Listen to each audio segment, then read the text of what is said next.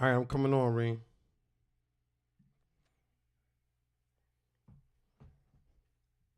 1 2 1 2.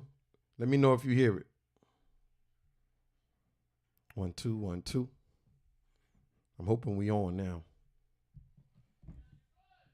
I'm good. Okay.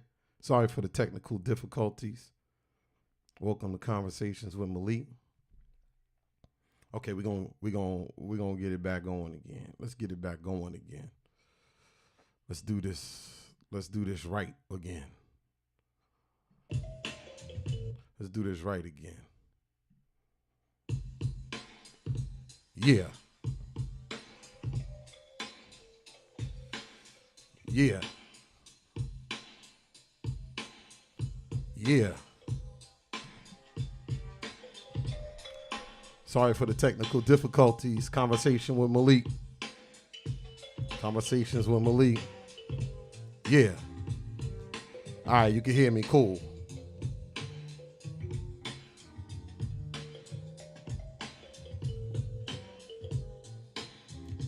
Yep. Anybody from Southside, we used to say, well, well, well, well, well. Yeah. Nice. Yeah. I gotta get my music started. I'm from Queens, man. I gotta get my Queens music started. Sorry about that. Uh Welcome to Conversations with Malik. And listen, there's a couple things I wanted to talk about today. We had some past few shows have been good. Please like our Facebook page, Conversations with Malik. If you ever miss any of the shows, all you have to do is scroll back on the Facebook page. Hey, cuz, how you doing? I see you, Amber. Scroll back on the Facebook page and you can see previous shows. Okay, you can listen in and tune in. And we got a lot of good material. We got good things coming up. Listen, stay tuned, man. And I want to get right into it. I just want to get right. I want to get right into it. Okay. We had a few technical difficulties, but we up. It's not easy here in the studio. There's a lot of technical things. There's microphones and all of that. But, we getting there. We got wires and stuff all over the place. But look, so we got the government shut down. So the government shut down, right? Mr. Deal Maker, Donald Trump, the art of the deal, the king of the deal, couldn't get a deal done to keep the government open. Now, the Republicans control all three branches of government. They control the House, they control the Senate, and they have the White House, the U.S. presidency. They're in control. But just being fair-minded, in the Senate, you need 60 votes. So they needed 10 Democrats to pass this, to keep the government open. Now, so Trump's solution, Trump tweets that this is why people got to come out and vote. The same person who's been a Democrat all his life. The same person who funded Democratic campaigns is now saying this is why people got to come out and vote so that they can have at least 60 votes. So now that they can pass whatever it is that they want to pass in the Senate. So he doesn't believe in balance. I'm telling you, he has a German, his family is from Karlstadt, and he has an old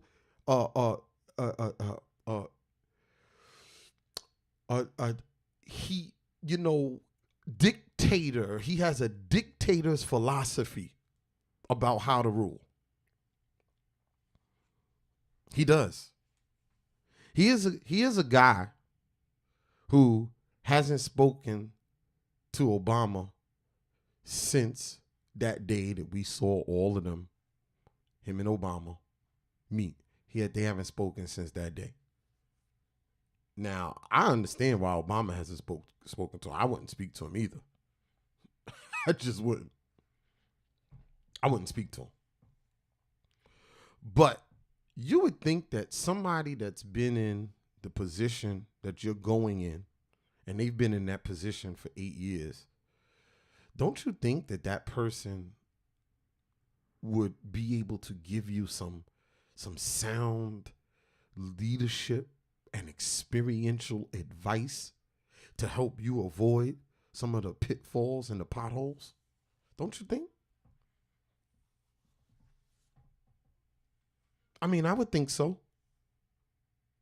How big is your ego that you won't let someone who has been where you are kind of guide and direct you? That's ignorant. And so let me tell you something else.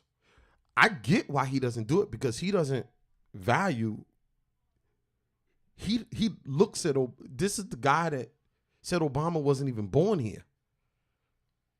So he doesn't look at him favorably. He doesn't think Obama's smart. He doesn't even think he can learn anything from Obama. He hates Obama. He's been attacking the guy since he's been in office. So the government shut down. They can't seem to agree. One of the sticking points is DACA, whether children who were born here, whose parents came here as immigrants, should be allowed to stay. And there's 800,000 of them. Why is that even a discussion? Why are we discussing that?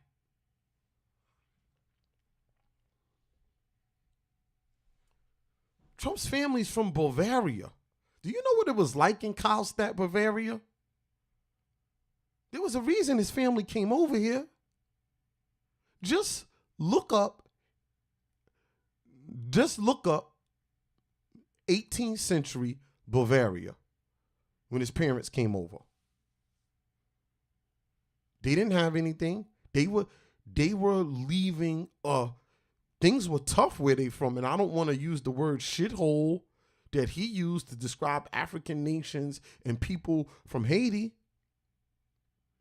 But Bavaria was a shithole. And it kind of still is. That place is messed up. His family came from there and got an opportunity. Why not somebody else? Well, that's okay, because y'all were white. His grandfather was able to come over here and get his start. Look at the life of Grandpa Trump. That's what I'm going to call him. How he went out into Seattle. He was out in Seattle. He opened businesses. Matter of fact, his first business was a whole house. They sold liquor out of there. And he prostituted women. Trump's grandfather was a prostitute. Look this up. This is easy to find. Just do your homework. So now I know why you look at women the way you look at them. Why you was with that, you know he was just with, it just came out that he was with a porn star while he was married. While he's married.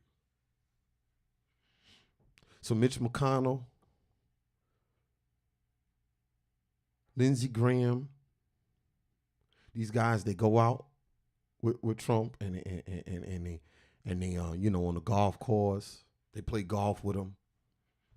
And then they turn around and he says one thing at one part of the day, and the later part of the day, he says a total another thing. The guy's inconsistent. He's all over the place. And he's playing identity politics based on emotion. I want you to watch it. Follow. He's playing identity politics based on emotion. And the emotion why people, because what are his policies? You need a border wall, a strong wall. Yo, the Mexican cartels are going to get drugs into the country. They're allowed to bring drugs into the country. Anybody that has half a brain knows all of the stories about COINTELPRO, about Rick Ross. You could just watch Rick Ross's story. Not Rick Ross the rapper, but Rick Ross. Rick Ross from LA. You can learn the story. A wall isn't stopping drugs from coming in. See, they run campaigns based on fear and then get people hyped up. So you want a border wall, you want to be tough on crime. Tough on crime just means being tough on blacks. That's all that means. Tough on crime means being tough on blacks. Code word. You want to, so what else is his policies? Let's talk about Trump's policies. We're going to talk about a little politics, and then we're going to go on to USA Gymnastics. And then I want to talk about, I have a message to young black entrepreneurs, because I've been getting questions and people are always talking to me, and I'm talking, I have some prospective business dealings that's coming up with young black entrepreneurs. So we want to talk about that.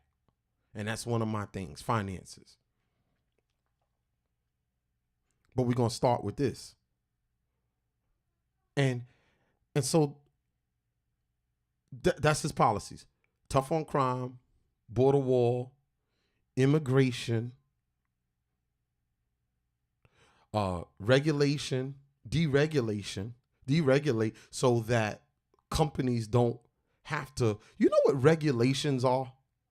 You gotta listen, really listen to this guy when he talks. You know what a regulation is? I own several businesses, and in my business field, there are regulations that I have to follow that regulate the business world that I'm in. That regulates my business so that I don't do things that are against the best interests of the community that I'm serving, the state that I'm in, or the industry that I'm providing the service into. That's what regulations do.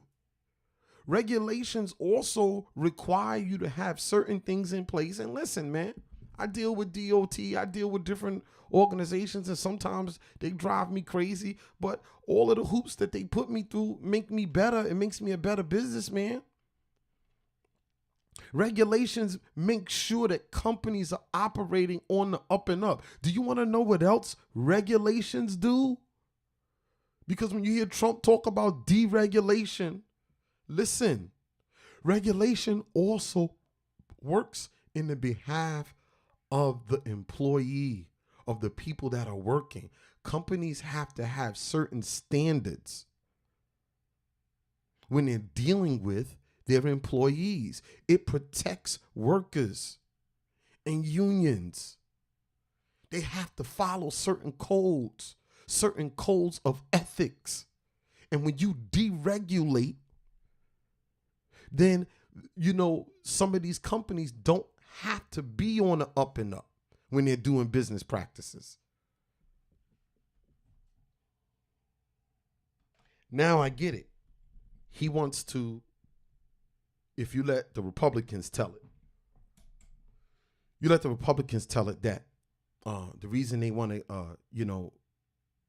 deregulate so that we can get work done quicker. That's their thing. Got the sun coming through here. Sorry about that. That's their thing. So they could get work done quicker. If you let them tell it, deregulation allows for more work to get done in a faster, they can get projects up off the ground. Yeah, but are those projects safe? Who controls the hiring process? When you have less regulation, you have more corruption. Regulations are put in place to stop corruption. Regulations are also put in place so that minority businesses get fair shots at contracts. When you deregulate, those regulations are no longer in place. So now you could just give the contracts to the good old boys. I'm in business. I know. There's a certain amount of contracts that they have to let us have. Why? Because that whole the whole concept of that is to stop there being monopolies. Monopolies aren't good for the society. So when you hear Trump talk about deregulation, he's talking about, listen, that's code word for let's make sure there's a handful of the good old boys that can have access to the power. See? Cutting taxes, trickle down economics. So we're going to cut taxes. We're going to cut regulations. We're going to allow these guys to pocket more money. And we're going to trust the goodness of their hearts that they're going to pass that money down through the workforce. And that people on the lower end of the totem pole are going to get access to that money from those tax cuts. Does anybody really believe that?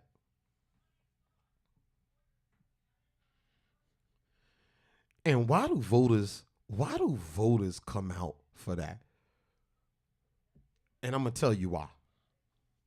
Voters come out for that because it's identity politics.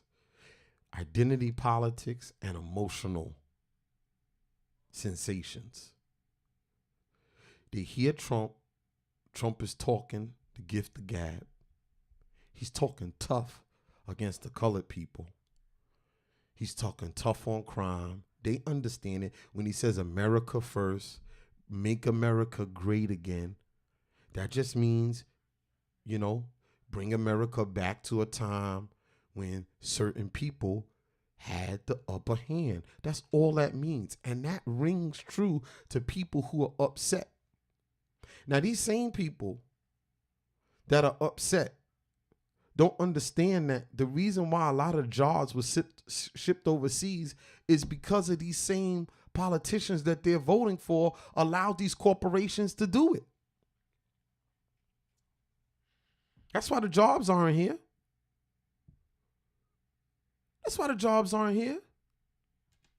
So, listen, since slavery, and I'm going to move on from this, since slavery, they've been telling white people that your problem is the people of color, right?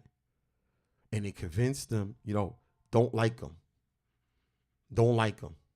Not to like them. And you know what? One thing I never understood about slavery. I never understood how you don't like somebody that's working for you for free.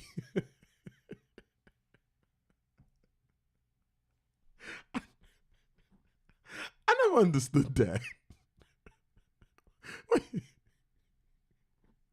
I'm sorry, man. Why you don't like somebody that's working for you for free? Why you don't? I don't get it. You're not paying them. You don't like them. What are you mad at them for? And he's still mad. We're not your problem. We're not your problem, man. So listen. So the government will eventually get back open. But I'm telling you, 2018, this is the year to vote. This is the year to come out. This is the year to change policies. And I'm just interested to watch this whole thing play out. Now, USA Gymnastics. Listen,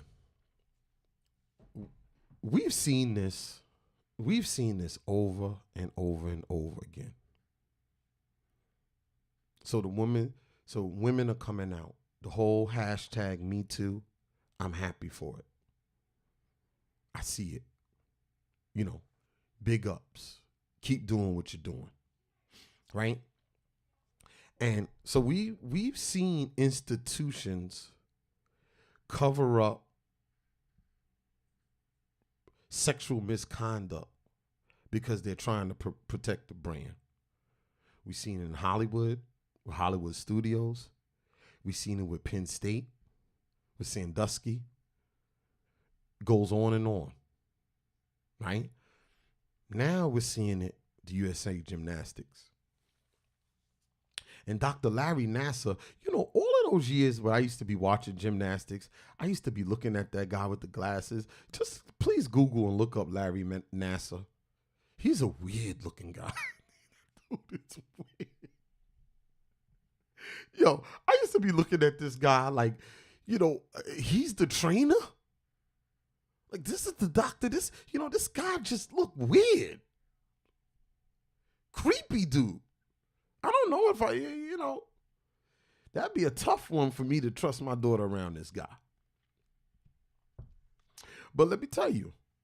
So 100 women have come forth to testify about Dr. Larry Nassar. 100 women. They're testifying, but there's more. More than 150 came forward. So, and it's funny because he had in his possession 37,000 explicit images of child sex pornography. 37,000 in his possession. Yo, dog, you had a real serious sex addiction problem. He's a doctor. He needs a doctor. He needs a psychologist. There was over 360 cases dating back 20 years of sexual misconduct by gymnasts. 360 cases. So USA Gymnastics, shame on you. You've been covering this up. You've been paying women off that have come forward. You knew about this. Sort of like the Catholic Church, protecting your brand. Priest do something, fondle a boy or a girl. You pay the people off. You give them a gag order. They can't say anything. You know about it. And now you just send the person off to work someplace else. In this case, you knew about what Larry Nassar was doing, and you covered it up. The pure USA Gymnastics. That the Olympics is supposed to be the best of us. The Olympics is supposed to be the best. Simone Biles, Gabby Douglas, Allie Reisman, Jessica Howard. And then let's go over the names that people that we know of, that we watch dance and perform. You know how we fall in love with those girls. You know how we fall in love with them. And Jeanette Antolin, Simone Biles, Jamie Dancer, Rachel Den Hollander, Gabby Douglas, Jessica Howard, Lindsay Lemke, Kaylee Lawrence, Michaela Maroney, Cameron Moore, and Catherine. They wouldn't even give her last name. And these people know about this. Steve Penny, CEO of USA Gymnastics. Come on, Steve, you know about this. I've been following this. So he resigned. Why did he have to resign? And why can't these people get fired? See, when you resign, you get a golden parachute. So these people get rewarded. They get allowed to keep their 401ks, their pensions, bonuses in some cases. They still can collect unemployment. Why? And you played a part in young women being raped and molested and fondled by this creep with USA Gymnastics. USA Gymnastics is that important that you would let that happen to young women over and over and over again? And Steve Penny gets to resign. Why you don't get fired? Katie Claggies from MS. And so this whole thing is connected to Michigan State, another institution. Here we go again. Here we go again with these institutions. Because Larry Nassar got his degree from Michigan State. And so the USA Olympics is connected to Michigan State. See? Now y'all see? Now y'all see the connection? This is big money. They don't care about these girls. They don't care about these kids. But European societies never really cared about their women. That's just real. I mean, listen, we could go back to the Crusades when the Moors which was the Arabs and the Berbers, the Africans, they were losing their power because the Spanish and the Portuguese began to exert themselves with weapons. And they began to drive them out. But they marched hundreds of thousands of young European teens to the coast to sell to the Arabs. The same infidel Arabs that they were supposed to be fighting against. So this whole thing with USA Gymnastics, this shouldn't be a shock historically. Historically. European societies don't value their women. They don't. Marched all those kids to the Mediterranean to sell them to the ships to the same infidel Arabs that they told the people in Spain and throughout Europe that they were fighting against. Hypocritical. Hypocrites. And they're hypocritical today.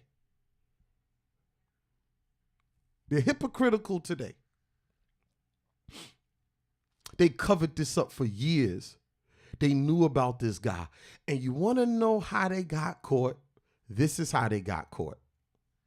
They got caught because a lady who got a $1 million settlement with USA Gymnastics, part of the contract clause was that if she came out, she would have to suffer a $100,000 fine. And she just couldn't take it no more. Her conscience, and God bless you, her conscience said, I can't take it no more. You know what? I'm breaking the contract. She broke the contract, and that opened the waters to the dam. That opened the waters. So now we get all of these women coming out. And Dr. Larry Nassar, who's made a lot of money, by the way, in USA Gymnastics. And USA Gymnastics is a conglomerate. You need to look up the salaries of those people that's in administration there. They make a lot of money. But yeah, there's egg on your face on the world scene. And I couldn't do this show without talking about that. Because it's young, and so, look, he just had his pick of the litter. And so when you're stretching somebody, that's like any woman that has really been stretched out by a trainer knows that it's really, it's a sensation there. There's a sensation there. I had a friend of mine. She said, "Yo, man, the training. What's up, Wayne? I see you." She said the trainer was stretching me out so good I almost had an orgasm. No, it's serious. When somebody knows what they're doing, and if you have a trainer that stretches and relaxes your muscles, there's sexual parts of sensation that women don't even know are there. So imagine these young girls with USA Gymnastics. They're learning their sexuality, and here's this guy that's massaging them and stretching them out. And there's a little tiny bit of erotic, there's an erotic nature to it. It's sexual in nature. And he takes advantage of them. And imagine the prison these young women were in. They've been doing gymnastics all their life. They finally got a shot to be in the Olympics. Who never dreamed of being in the Olympics? Everybody, come on, the Olympics? It don't get much bigger than the Olympics. And this guy does something to you. And we were watching those women perform, those young ladies perform. And they were suffering from sexual molestation by a sexual predator that was standing right there. I have more respect for them because not only did they have to deal with the pressure that comes with being on the biggest stage, which is the Olympics, but they were all also suffering internally. from a sexual predator and an institution that didn't protect them. Shame on you, USA Gymnastics. Shame on you. And you've gotten my, you know what? You've gotten my shame on you award. Shame on you. And now a message to I wanted to now talk to young black business owners, male and female, and I'm gonna play a little something I want you to listen to, because every time I hear this, and it's the verse from it's from Baby Boy, but Fabulous was wise enough to put it on his song, and I love it. I want you to listen to it, and then I'm gonna start speaking. I hear you. You know the problem with you little niggas? You think you know everything about the damn world. You don't know shit. Nope. I see you got yourself a little business going. Well, that's good. That's good. You make that paper. Make that paper. But when you're making paper, you gotta learn some rules to go with it. You gotta learn the difference between guns and butter. There are two types of niggas in this world. There are niggas with guns and niggas with butter. Now what are the guns? The guns, that's the real estate. Yep. The stocks and bonds. Yep. Artwork, shit that appreciates with value. What's the budget? Cars, clothes, jewelry, all that other bullshit that don't mean shit after you buy it. That's what it's all about. Guns and butter, baby. Yeah. Little dumb motherfuckers. Listen, I like that. I like that. And the reason why I played that,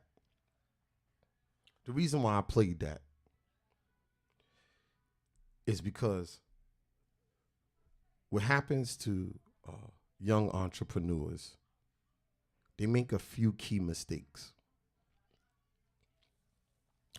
One of the mistakes that they make is that they focus more on what they're trying to attain. And I want you to listen. They focus more on what they're trying to attain instead of focusing more on the substance of the brand that they're building. Don't be more about symbol than substance. And so he talked about that. The difference between guns and butter. Where are you putting your money into? It's spiritual. Being a business person and spirituality, they work hand in hand. The concepts are the same, and I'm going to explain the concepts to you. It's all about energy and where you distribute your energy, resources. So in life, if I'm carefully channeling my energy spiritually, right? I'm not giving all of myself in one area. So, you have to save some of your spirituality for you. The best spiritual teachers and the people who inspire people the most know that they also have to be healthy in order to be effective. You never really give all of yourself. You can't, because you won't have nothing left. Yes, I have to give, but I can't give all of myself. And it's the same thing with business. You gotta watch your money. You have to save money for future opportunities. Right? And it's where am I putting my money when I start out in business? Because finance is a concept that has to be practically applied. And there's some discipline. There's a lot of discipline that goes with it. If you make $1,000, how much should you save? I would say to you that if you make $1,000, you should at least save $250. At least. If you could save more, but at least save $250. Now everybody has to live, and I get it. But you got to create the brand and stick to the plan. And what is your plan? First off, when I make the plan, I always talk about this. I got to look at all of the ways that my plan can fail. I gotta, Olympia LePont was talking about this. And she was talking about how at NASA, what they do when they're trying to launch rockets, they look at all of the ways that the rocket launch can be unsuccessful. And then they make sure that everything that they do counteracts that. You got to really take time to look at your plan. Create the brand, stick to the plan, and expect to fail a lot. But don't get discouraged during the failures. You got to have failures and you got to have meetings. And you got to have, now if you're in this business with other people, you have to have frank, practical, upfront meetings where everybody is allowed in that meeting to talk about how they feel. And for them expressing how they feel, not to be held against them. One of the biggest handicap with African American people is that we're too sensitive. We're too sensitive. I want to kick it to you. We're too overly sensitive. Why? Because we're scarred people. A lot of us are suffering from post-traumatic slave syndrome. Some of us have been let down by our families. Some of us have been abandoned. We got different issues. So all of those issues are brought to the table. We got issues of trust. We don't see everybody as being reliable. So all of this is going to be there with your business team. All of these different, these different issues are going to be there with your business team. Now, follow me. You got to be flexible in your approach. And what I mean by being flexible is, I have a saying, if you can think this thought, then think another. What does that mean? Don't get locked into your thoughts. Y'all might have a business plan, but plans are made to be adjusted. And I guarantee you, when you give yourself time and you look at your business plan that you started out with and how you go about trying to achieve those same dreams and goals 2 years from then, it's going to be totally different. Allow yourself room for flexibility. Don't get locked in. Great business people are flexible. They're flexible in a couple of ways. Great business people are flexible with their employees. They're flexible with themselves. They're flexible with the plan. Another thing, try to team up with trustworthy people, understanding that everyone is not in it or meant to be in it for the long run. When you start out with a business idea with somebody, you start out with some people, you gotta keep in mind that if you start something and there's 5 people on the team, there's a good chance that you might not even have one person from that same team 2 or 3 years from now. I guarantee you. Why? Because when you start something with people, with a group of people, everybody's idea and motives about attaining the goal is different. Because everybody looks at things differently.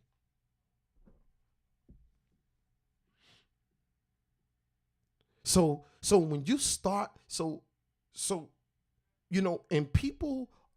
some people are selfish by nature. So when people join something, they're looking to see what it is that they can get out of it. How is it going to best benefit them?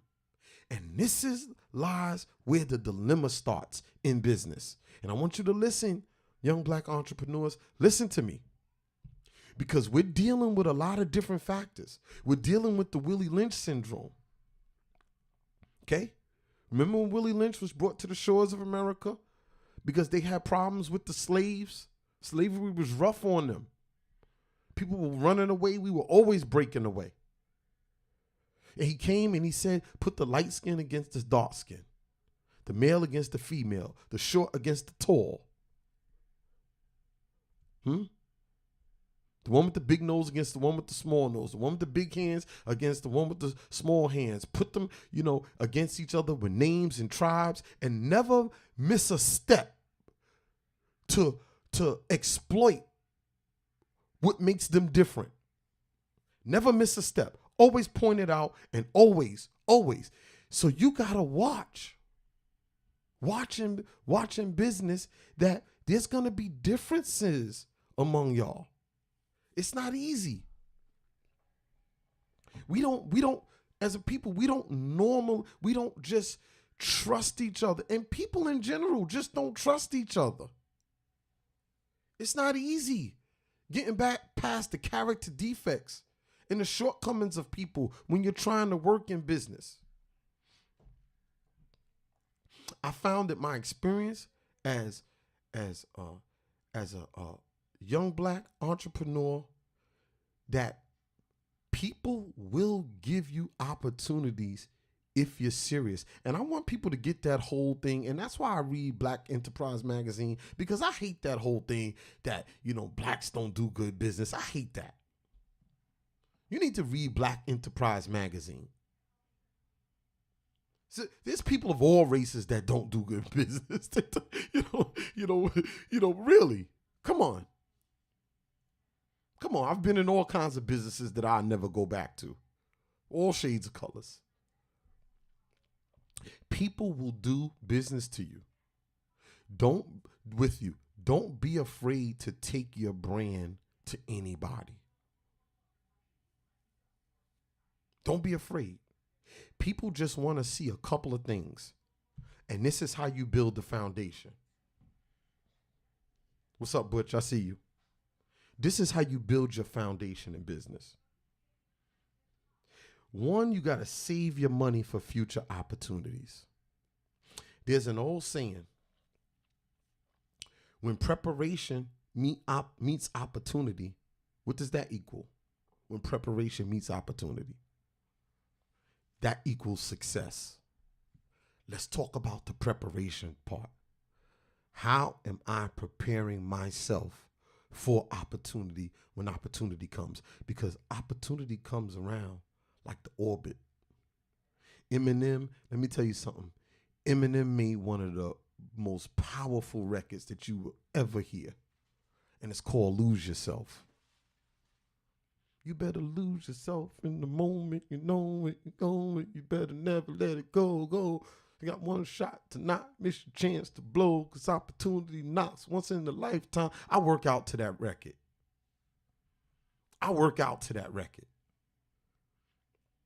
That's a powerful record. You better lose yourself in the moment. You know it. You better never let it go. I love it. You only got one shot to not miss your chance to blow, because opportunity knocks once in a lifetime. When your opportunity comes, where are you going to be? I asked the question the other day. I said, how long does it take to become an overnight success?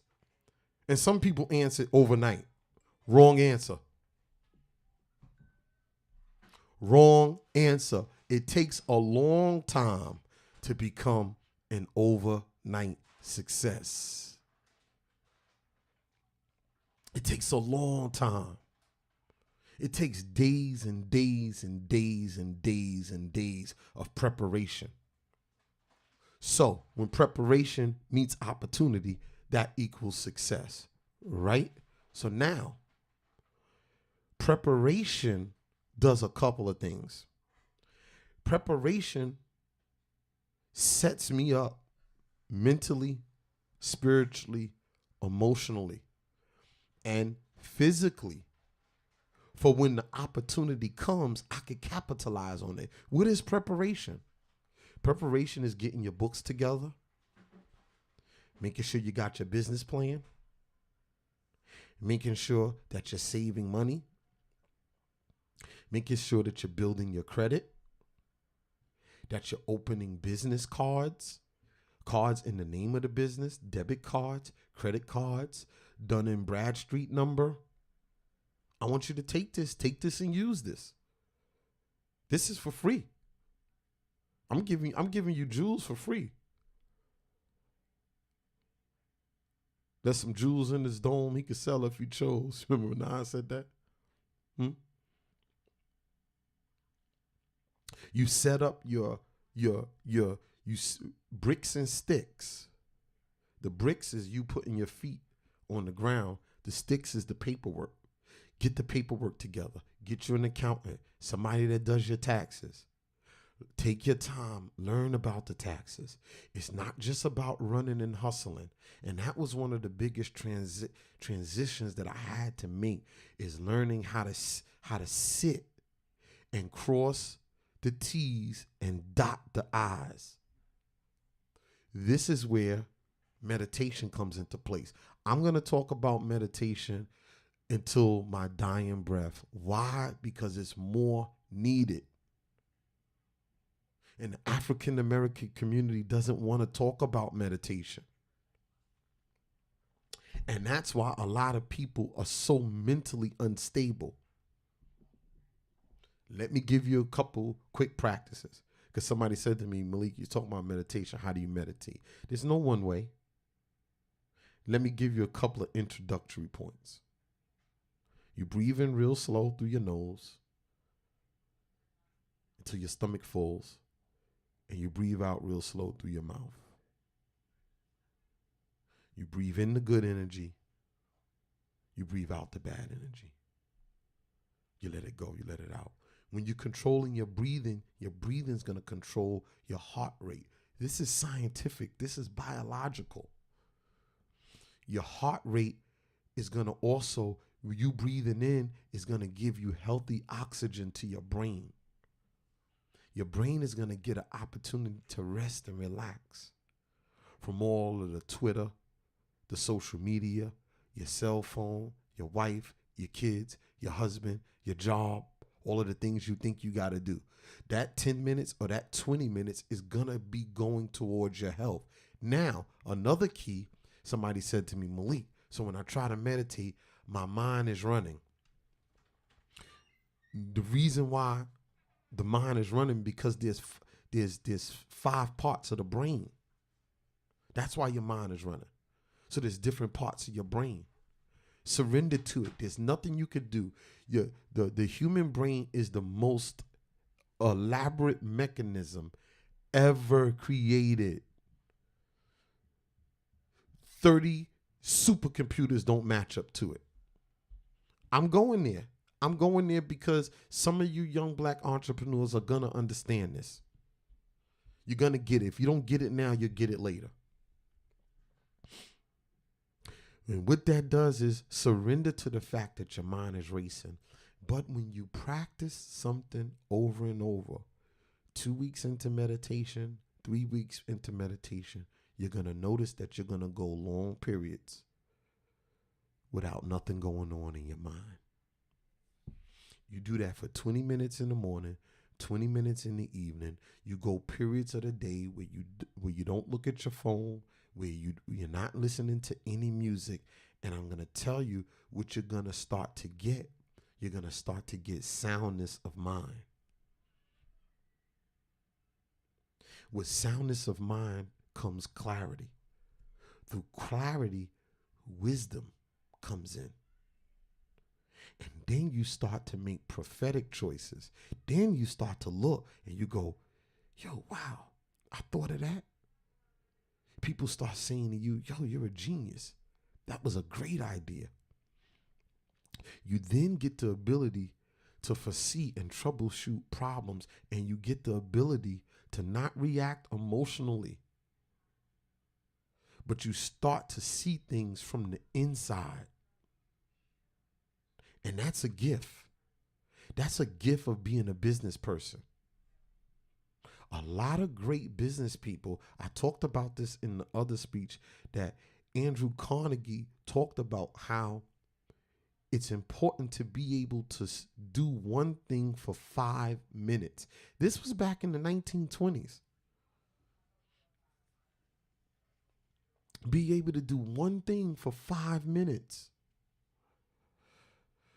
Imagine if you can go a whole day and not be disturbed by any of the outside trials and tribulations of life. Worrying about people you can't change. Worrying about events that you can't change. Not worrying about future things that you got to take care of that's pressing from next week. Not sulking over things from the past. And just really be able to lock in and focus on this present moment, your present moment dealings. Wise business people are currently aware. So every conversation you have with somebody you're doing business with, you're listening. You're locked in, you're tuned in. And I'm gonna tell you something that's really key and important. Being able to hear what people aren't saying to you.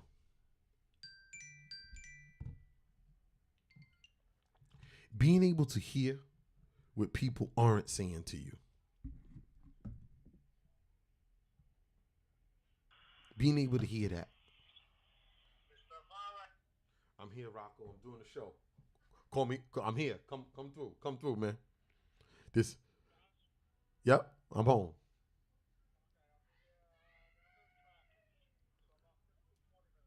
No problem. I'm here.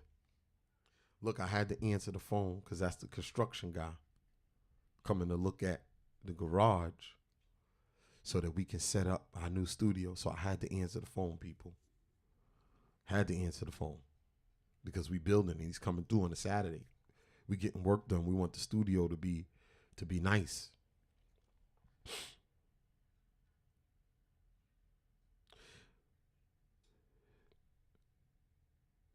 Now, another thing, and this is key, and I want to get to this because I want to close in an hour. I got the guy on the way, so we want to go over some things. Another key is this. Expect people that you start out in business with to betray you. Sorry. Don't be surprised if somebody, they could even be your best friend, betrays you in business. I mean, just look at it. People break up in business. People who love each other. When you have a business partner, your business partner might have something in their mind that you don't even know. I want to tell you to expect it and try not to take it personally if you get betrayed in business, and really stick to the script. I'm gonna do a show, and this show is gonna be called well on Monday we're doing a show about relationships, but then I got another show coming on next week, and it's gonna be about haters are my elevators. Haterade is my Gatorade. You like that? Haterade is my Gatorade. Yeah, that's going to be a show. Haters are my elevators. I like that. I might get a shirt like that. That'd be nice instead of having this Adidas. Haters are my elevators. Haterade is my Gatorade.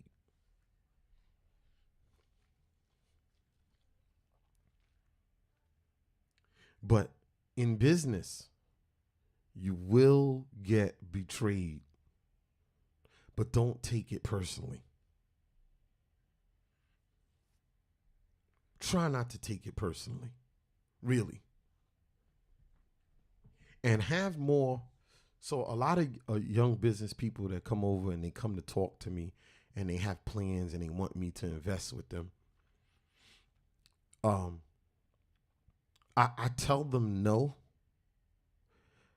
but because I hear the flawed story and they're telling me what they think I want to hear. And they seem to have the cart before the horse. Another thing I watch what kind of car you pull up in when you want to talk to me. Because you're not supposed to, I want you to remember something in business. You shouldn't look like the amount of money you're making.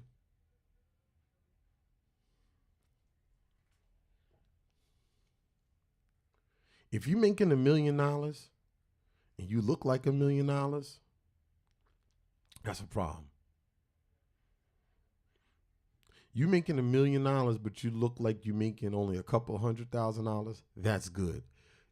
That means to me that you're going to be around for a while. Because there's a lot of people that's only making tens of thousands of dollars. Butch. Yo, Butch, look, man, come on, man. You, come on, you know, you've been around too long. I don't apply to you, Butch. I like that jag, though, man. Anytime, you know, next time you come up, man, you gotta let me whip that for a second. but it's crazy. But yeah, look.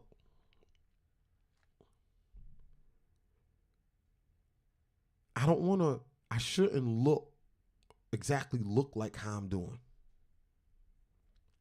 That's one of my biggest things. I'm doing better than I look. And it's gonna stay like that.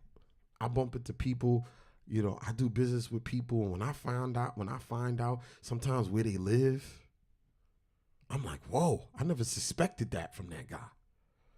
Or some of the things they do, or some of the things they're involved in. I'm like, whoa. What it is that a lot of African Americans suffer from low self-esteem. So you attach your esteem to your business. I want you to follow me. I only got a few minutes. I got the contractor coming because, you know, we want to build this studio and have this studio right for the interviews and the things that we got set up coming up.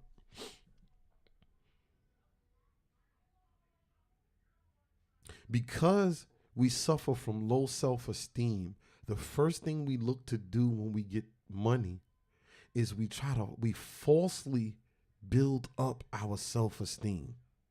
Falsely. Through the acquisition of exterior items.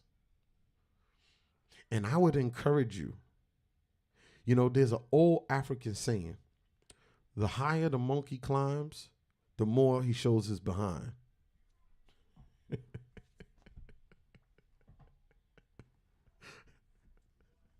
The higher a monkey climbs, the more he shows his behind.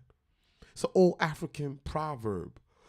Why? Because the higher you ascend, the more you're private. It's a lot of wisdom in that saying. The more your private life and the behind is a private part, but it's symbolism to the higher you ascend, the more your private life is going to show, the more you're going to be in the limelight and people are going to see you. Nobody notices you when you're low, but when you go high, we now see parts of you. We see all of you. The higher a monkey climbs, the more he shows his behind. The higher a tree wants to grow, the more deeply rooted it has to be. You want to be a tree that grows to 100 feet, then your roots are going to have to be 75 feet deep. But a tree, before it grows up, it grows down. You plant a seed in the ground, you ever dig up an ungrown seed? You'll see the roots growing down in the ground before it tries to grow up to the sunlight. I'm trying to teach you something here. And that's the preparation I was talking about that gets you prepared for opportunity. How long does it take to become an overnight success? It takes a long time. You got plans on wanting to make another big move. You got to first grow. That's why I turn people down, because I'm listening to what you're not saying to me. Because the plan we need to be putting together is supposed to be the infrastructure that's going to hold and sustain the building that we're trying to grow. That's first, before anything. How we're going to build the infrastructure properly. Are we trying to make mortar without sand?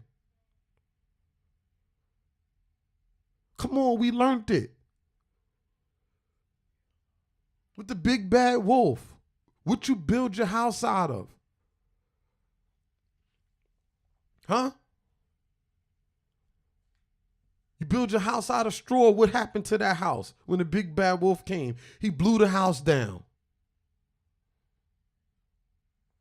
Build your house out of sticks. What happened? Blew the house down.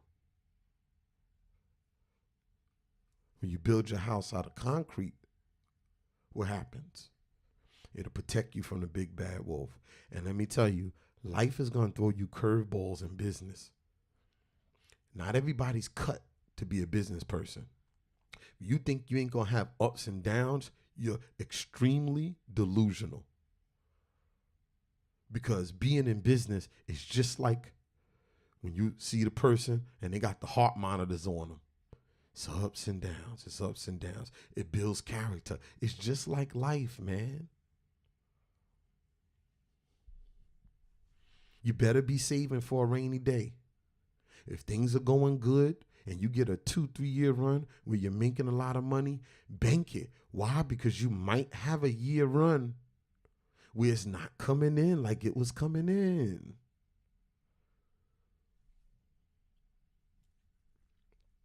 And what else are you investing in? Are you pouring your money into things that aren't giving you back a return? I don't care what it is. Where's your money going from the business? What are you putting it into? We're in 2018. So 2017, and I'm gonna close 2 minutes. Where's your 2015 money? Show me something tangible from your 2015 money. So when I ask that question, they go, and then if they can point out, because see, I'm wise, man. I was raised by the best, man. Listen, I was raised from the streets, man. And it's the same concept from hustling, from having to re-up with your pack. It's the same concept. I learned economics on 150th Street and 90th Avenue. 107 in Guy Brewer. 137 for Farmers. I learned economics, Rochdale. I might have learned it the wrong way, but I learned it. And there's a certain concept, and I just didn't learn it there. I'm a student of business. I'm a businessman now. I'm not a hustler. There's a hustler aspect of being a businessman, but I'm a businessman. I'm not a hustler. I used to be a hustler. I'm a businessman. So the second part of that question, and I vet people and I watch who I deal with, is that if you can show me something tangible from 2015, how is that tangibility sustaining your future progress? Because I don't want you to just show me a symbol. I'm talking about substance.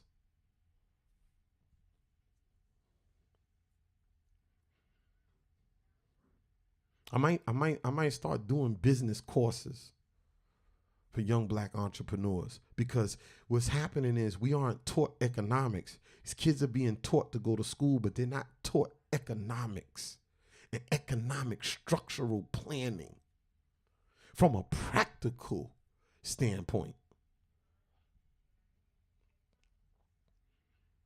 Jewish kids have a whole day where they're taught economics. A whole day. and they'll wear 2 suits until they own 3 or 4 houses.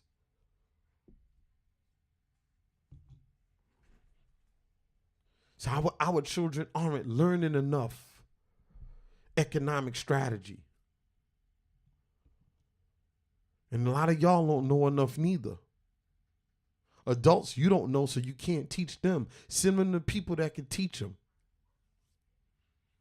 We're talking with some business owners. We want to start doing some things where young men can come and follow us for a week and be with us and get schooled. There's not enough fathers around.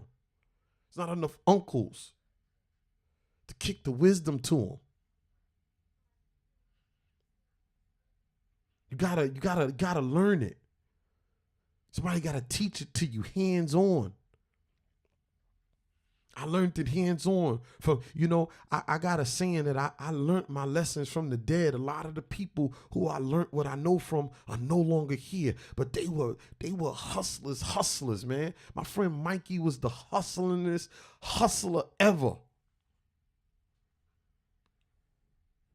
Mikey, Ev, and if Ev tuned in, me and Ev was just talking about Mikey. If Mikey would have lived to be 20, he'd have been a millionaire. This kid, we could come out broke, man. Rest in peace, Mikey. I love you, man. It's my first best friend. We come out broke and by 12 o'clock have hundreds of dollars in our pockets. Hundreds. 11, 12, 13 years old.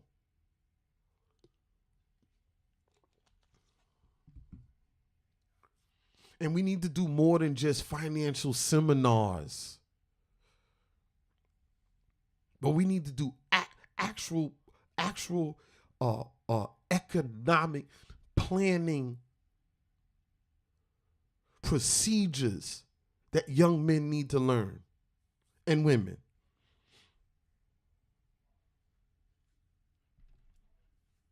Listen, I said some good things here. We talked about White House shutdown, talked about Trump, we talked about USA Gymnastics, and the third part is we talked about, a message to young Black entrepreneurs. Listen, if you have somebody in your family, please share that with them. Let them listen to it. And I'm going to do more on it. I'm going to have segments on my show where I play that Baby Boy verse, because there's a lot of meat and potatoes there.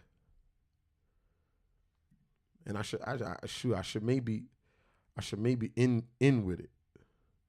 If I could get to it right. Let me see if I could get to it.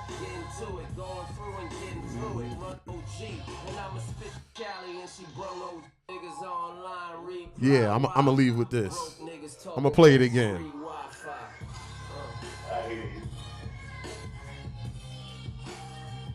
You know the problem with you little niggas? You think you know everything about the damn world. You don't know shit. I see you got yourself a little business going. Well, that's good. That's good. You make that paper. But when you're making paper, you gotta learn some rules to go with. You gotta learn the difference between guns and butter. There are 2 types of niggas in this world. There are niggas with guns and niggas with butter. Now what are the guns? The guns, that's the real estate. The stocks and bonds.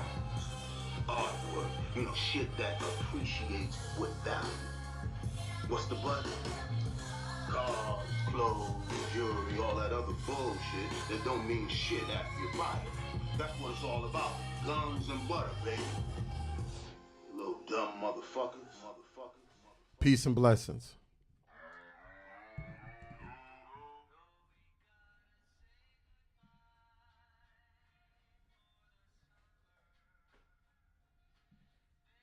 Hardcore.